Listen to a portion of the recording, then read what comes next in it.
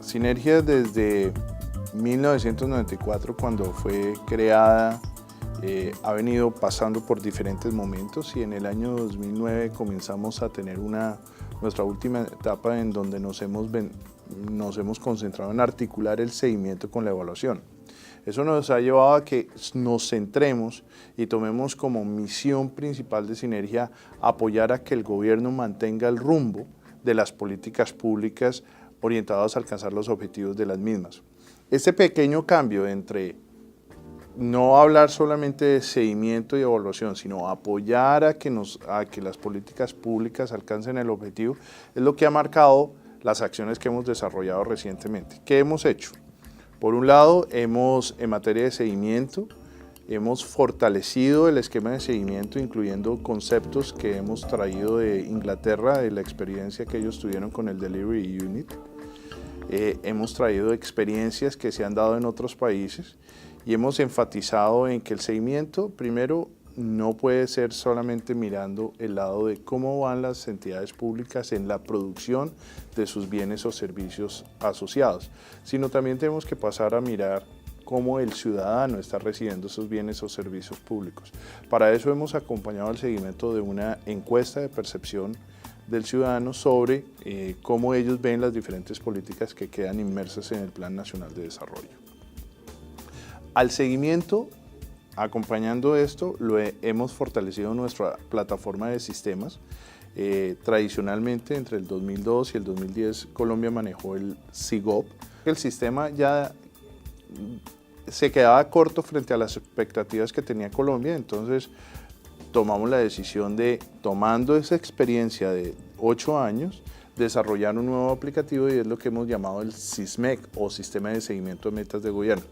Este sistema de seguimiento de metas de gobierno lo hemos articulado con una visión piramidal que básicamente es un sistema en donde en la punta de la pirámide tenemos aquellas políticas transversales que requieren la articulación de las diferentes entidades de gobierno. En el medio de la pirámide tenemos un esquema de seguimiento a aquellas políticas sectoriales que requieren el liderazgo de un ministerio para la articulación de todas sus entidades, y en la parte baja de la pirámide tenemos el seguimiento a la gestión de las entidades. Para la gestión estamos utilizando algo que en años pasados desarrollamos dentro de la reforma del Estado, que eran los sistemas de información transversales. Aquí estamos capturando información que nos permite mapear cómo está una entidad frente a la otra. Para el tema de sectores, hemos elaborado unos tableros de control, un conjunto de indicadores que nos dan esa visión sectorial, pero indicadores que están más orientados a ver productos y resultados en el corto plazo. Y para el tema transversal también hemos identificado un tablero de control en el cual se articulan las diferentes entidades y los diferentes sectores frente a algunas metas transversales, que básicamente las metas transversales que tenemos hoy en día en Colombia son el tema de luchar contra la pobreza, el tema de generar más empleo y el tema de ofrecer mejores condiciones de seguridad. Hemos hecho un énfasis por saber cuáles son los indicadores de más corto plazo y cuáles son los indicadores que están más asociados al producto y al resultado. Y esto básicamente lo que responde es que hemos hecho evidente nuestra vinculación de la cadena de valor de las políticas públicas en el seguimiento.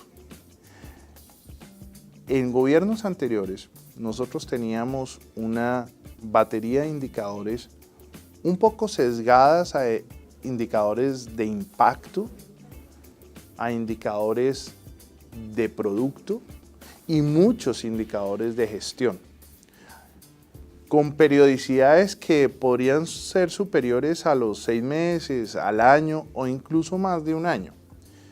Esto, en últimas, limita el uso de los indicadores para seguimiento, pues es entendible que un indicador que varía poco que varía muy pocas veces durante el gobierno, pues no nos permite tomar decisiones de seguimiento que son decisiones en el corto plazo.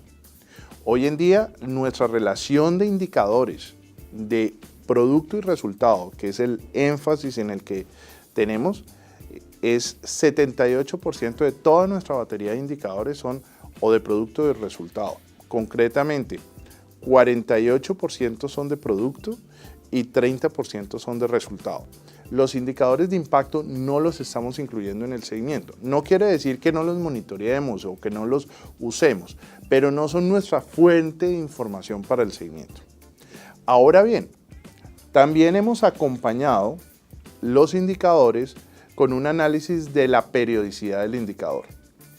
Hoy en día solamente 29% de los indicadores son anuales, 15% de los indicadores son mensuales, 35% son trimestrales y 18% son semestrales.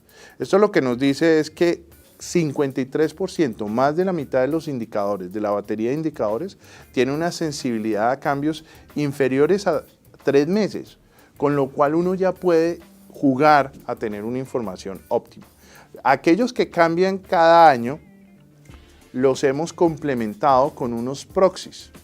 Por ejemplo, en materia de vivienda, pues tenemos el número de licencias de vivienda, que es un muy buen indicador, robusto y lo podemos calcular.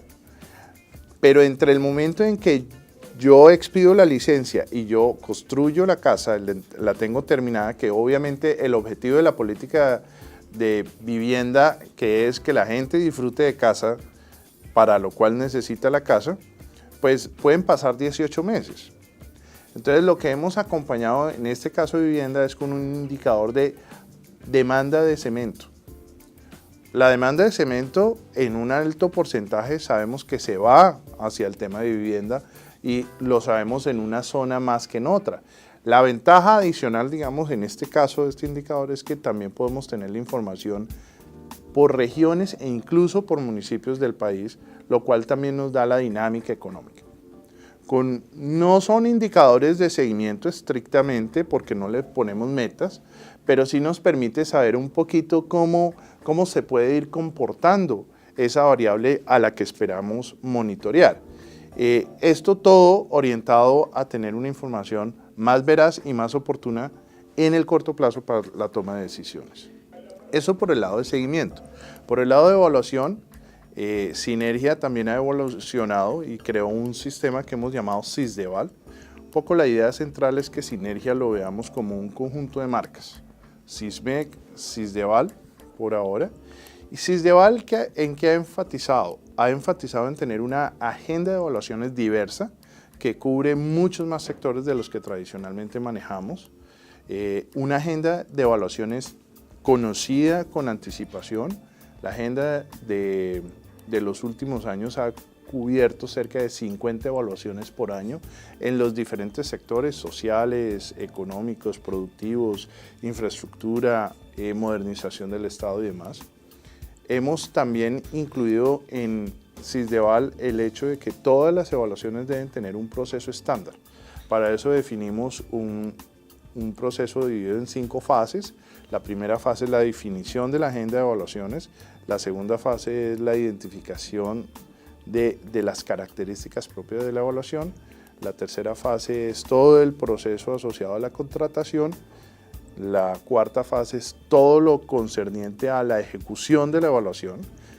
Y la última fase es todo lo concerniente a la socialización y seguimiento de los resultados de la evaluación. Obviamente, pues por las características, pues en unas fases vamos más avanzados que en otras, pero pues hemos venido fortaleciendo nuestro esquema de seguimiento.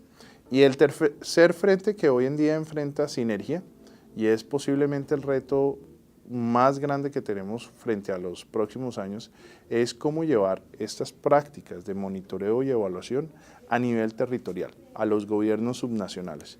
Para esto hemos creado una figura que llamamos Sinergia Territorial y nuestra meta es proponerle a los funcionarios locales buenas prácticas en monitoreo de evaluación para que ellos la adopten como propios, pero asimismo, en la medida que sepamos que en los gobiernos territoriales tenemos buena información, nosotros ser capaces de captar esa información para efectos de poder analizar y saber cómo va la diferencia entre las regiones del país. En Colombia hay un reto, como lo mencionaba, y es sinergia territorial. Ese es uno de los grandes retos que creo los sistemas de seguimiento y evaluación enfrentan. El problema está en los niveles subnacionales, donde no tenemos casi información de seguimiento y evaluación de políticas públicas. Creo que el futuro de los sistemas de seguimiento y evaluación y la responsabilidad que nos recae a los que manejamos estos temas en los niveles nacionales es comenzar a pensar en el territorio, cómo vamos a manejarlo. He identificado algunas experiencias interesantes a nivel local que creo debemos utilizar, y es la participación de comunidades de la sociedad civil organizadas y bien formadas, como la red de ciudades Cómo Vamos, que es muy interesante la forma como ellos manejan el análisis de las políticas de sus localidades. Este es un ejemplo, uno de los tantos ejemplos que tenemos que identificar. Hoy en día creo que en Latinoamérica hay 50 ciudades con esta figura, y sin lugar a dudas sería una punta de lanza de la forma como debemos enfrentar el reto. La red de monitoreo y evaluación de Latinoamérica se ha venido consolidando, se ha vuelto un referente a nivel regional y se ha vuelto una especie de reto a nivel de los países por tener una red dentro de la misma red. Esta filosofía de ir creando red de redes no puede ser piramidal, sino tiene que ser posiblemente con una figura de redes, precisamente, en el que si en una red de algún país que nace en respuesta a esta gran red latinoamericana se dan unos cambios, toda la comunidad virtual también se puede enterar. De manera que llevemos a que el escenario no sea yo pertenezco a la red de mi país, pero no pertenezco a la latinoamericana, o yo pertenezco a la latinoamericana y no a la de mi país, sino implícitamente tú perteneces a todo. Ese es uno de los grandes retos. Tal vez realmente el reto más grande que tenemos que enfrentar en la red es quién asume el liderazgo y la administración de la red. Y eso es una pregunta que debemos hacernos, porque finalmente hoy en día lo tenemos claro que la red existe gracias al esfuerzo y al músculo de horas humanas y de recursos que los organismos multilaterales le han puesto a la red. Pero la idea de la red es que sea autosostenida y que se automantenga, no es simplemente mantenerse para llenar información, sino que sea viva.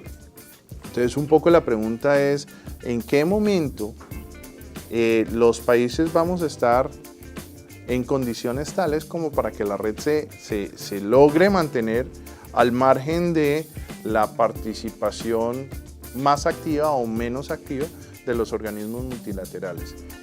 Como eso no se logra de la noche a la mañana, yo creo que hay que comenzar a trabajar en pro de eso.